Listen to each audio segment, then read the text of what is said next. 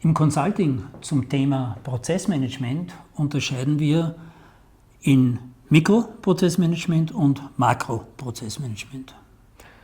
Im Mikroprozessmanagement geht es darum, einzelne Prozesse zu modellieren. Das heißt, wir definieren die Aufgaben, die zu erfüllen sind, wir klären, welche Rollen, welche Zuständigkeiten in den Prozessen haben und welche notwendigen Hilfsmittel eingesetzt werden können, um die einzelnen Schritte in diesen Prozessen zu unterstützen. Was machen wir im Makroprozessmanagement? Den Überbau dazu, das heißt, bevor wir den einzelnen Prozess modellieren können, brauchen wir gewisse Standards, die wir dann für alle Prozesse des Unternehmens anwenden. Das heißt, wir brauchen eine Prozessmanagement-Software, die soll möglichst einfach sein und nicht zu komplex. Wir brauchen gewisse Standards, die Art und Weise, in welcher Form wir die Prozesse darstellen, genügt unser Funktionendiagramm oder brauchen wir irgendwelche Swimlanes, Darstellungen, Flussdiagramme, was immer im Unternehmen gewünscht ist.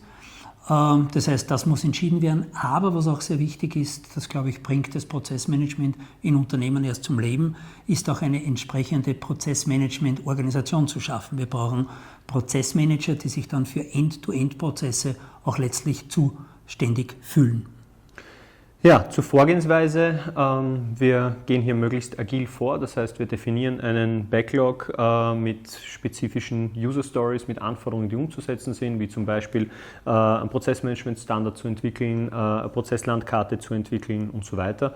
Die Prozesslandkarte, die habe ich vergessen zu erwähnen, das ist ein wichtiges Artefakt eines Unternehmens, das ist ein Instrument des Makroprozessmanagements.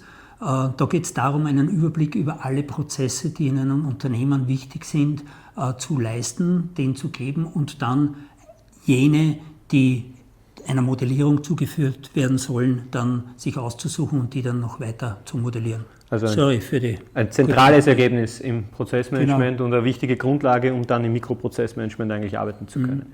Ja, das heißt, in diesen Organisationsentwicklungssprints gehen wir hier vor. Was ist der Nutzen daraus, der für unsere Kunden entsteht? Ja, auf der einen Seite die Prozessmanagement-Kompetenz der Organisation, die dadurch weiterentwickelt wird, und andererseits auch agile Strukturen zu schaffen. Das heißt, kein bürokratisch großes, behäbiges Modell hier zu kreieren, sondern möglichst kleinteilig denken, in Teilprozessen, in kundenorientierten Lösungen zu denken, um hier mit dieser gewissen Flexibilität auch umgehen zu können. Darauf freuen wir uns in einer Kooperation mit Ihnen.